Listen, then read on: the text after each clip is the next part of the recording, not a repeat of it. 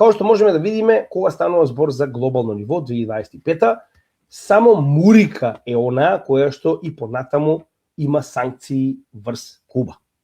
Што значи дека целиот свет нема проблем со Куба, освен Мурика.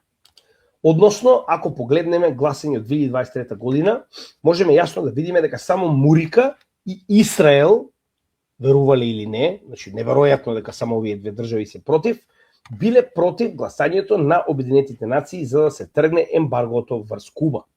Еве како изгледа моментално светот, драги мои. Со тоа што во тој момент, 2023 година, Украина била воздржана, но не се секирајте, се повеќе спахи постојат во светов, па затоа во 2025 година, кога повторно имавме гласање да се тргне ембаргото од Куба, овдека се Израел, Украина, кои што се нормално две колонии на Мурика, Аргентина, која што видовме дека во текот на 2024 година доби екстремно голема помош за да не колабира економски, со Милеи наеднаш гласа негативно во однос на ембаргото на Куба.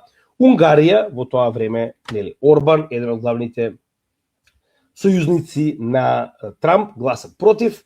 Парагвај, треба да проверам, не сум сигурен зошто. Северџанистан, значи еве ги нашите ДПШНЕ, кои што моментално се главни поддржувачи на најновата, најголемата колонијална сила во светот. Значи ние сме тие кои што ги поддржуваме муриканците да и понатаму имаат ефективно колонии и да вршат опресија на овие земји. Супер, Северџанистан, браво! Значи ќе бидете запишени во историјата како помагачи и слуги на колонијализатори. Браво, браво ДПШНЕ.